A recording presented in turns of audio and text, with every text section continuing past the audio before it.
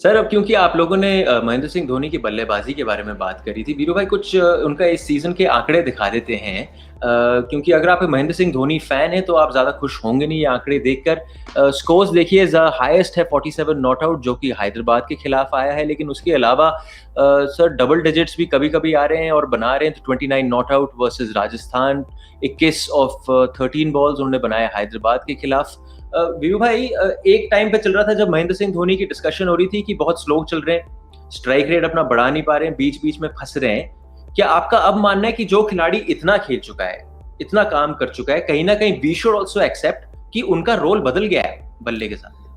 देखिए, हम चाहे कुछ भी सोचें, वो क्या सोचते हैं, उनकी टीम क्या सोचती है, उनकी टीम को बेनिफिट होगा उनकी सोच से या नहीं, वो इम्पोर्टेंट होता है। और वो शायद उन्होंने अपने एक इंटरव्यू में ये भी बोला कि उनका रिदम नहीं था, शायद इसलिए वो आए नहीं, अपने से ऊपर उन्होंने औरों को भेजा। और जब आप खुद ऐसा एक्सेप्ट करते हैं कि उनका रिदम नहीं, तो फिर समय भी लगता है रिदम में आने के लिए।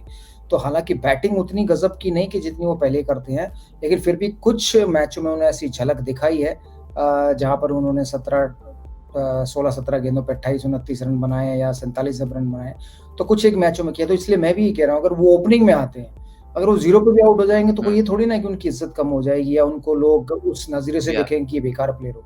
लेकिन अगर वो ओपनिंग में आए और चल गए, ओए तो होए होए! फिर दुनिया देखेगी उनकी वही बैटिंग जो शायद वो पुरानी करते थे, पुराने अंदाज में करते थे। सबसे ज़्यादा मुसीबत होगी जो 7, 8, 9 नंबर में ओवर में गेंदबाजी करने आते हैं ना स्पिनर, वो डरे होंगे हुँ। कि यार एमएस धोनी सेट हैं और खड़े हैं क्रीज पर, तो उनको बॉल कैसे करेंगे? तो ये एक सवाल उनके मन में ज़रूर उठेगा। बट ख़ैर, हम तो यहाँ बैठकर सजेशन दे सकते हैं, अगर हमारी सुनेंगे और मानेंगे, क्योंकि वो जो मेरे दूसरी तरफ बैठे हैं ना, उनकी सुनते हैं, क्योंकि वो चेन्नई फैन है। वो धोनी फैन है, वो जो सर, बोलते हैं शायद वहाँ तक बात पहुँच जाती है। अब मेरी सुनते तो सारे घर के बदल डालते ना। मेरी सुनते एक बात सुना, हम तो ठीक है बोले। मुझे बहुत आनंद दिया है यार इस खिलाड़ी ने। मैं एक और चीज ये नहीं, तो है। आप देखो ना, हम परसों से डेटा वेटा की बात कर रहे हैं, मैचअप की बात कर रहे हैं। ये आदमी पता कौन है? इसने 2011 में जब वर्ल्ड कप जीते थे ना, तब मैचअप किया था। ऑफ स्पिनर लगाए थे 2, तो खुद चले गए थे। तो ये जो 10-15 साल पहले करते हैं ना, लोग 10 साल बाद करते हैं। इसलिए मैं इनको देख के और इतना एक्साइट होता हूँ। समझ हमें आ जाइए कि डेटा बोलते हैं उसको, मैचअप बोलते हैं, लेकिन ये जो सोच अब ला रहे हैं ना कंप्यूटर लेके, ये 2011 में एक एग्जांपल है। दूसरा कि कोई सरप्राइज बॉलर ले आते हैं, कुछ करते हैं, तो ये भी करते आए हैं। ये करते हैं, तब डेटा बनता है, फिर वो कंप्यूटर में लोग एनालाइज करते हैं उसको। तो मैं इसलिए इनका इतना बड़ा फैन हूं कि ये दुनिया से बहुत आगे रहे। अब जो देखने को मिल रहा है ना, वो नहीं देखने को मिल रहा। वो और इसलिए होगा क्योंकि अब देखो भाई, टेस्ट क्रिकेट छोड़े हुए कितने साल हो गए? 3 साल। वनडे क्रिकेट छोड़े हुए हो गए 2020 1.5-2 साल। तो हम उस आदमी की बात कर रहे हैं जो संन्यास ले चुका है। आज कपिल पाजी की तबीयत ठीक हो जाए, जल्दी ठीक हो जाए, हम सब दुआ करते हैं। तो ये वो 2 आदमी है जो वर्ल्ड कप के कैप्टन है। अब कपिल देव पाजी को अगर आज बैटिंग करने भेजोगे और एक्सपेक्ट करोगे कपिल देव जैसे खेलते थे वो खेलें, तो मजा नहीं है।